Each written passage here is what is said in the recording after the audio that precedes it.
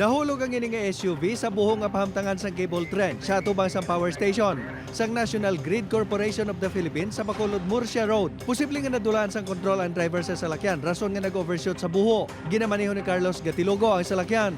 Nakaangkon ini sa mga pila sa lawas. Binula na nga ginareklamo ang buho sa lugar nga ginakutkot para sa isa ka solar project.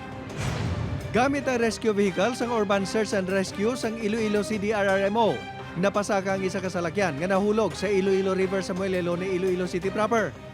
Ang salakyan ang ginapahayag ginadala sa 77 anyos nga lalaki nga nahingagaw man rescue sa pila ka individual nga natabuan sa lugar sa tiyon sang aksidente. Yara man ini sa maayong nga kondisyon.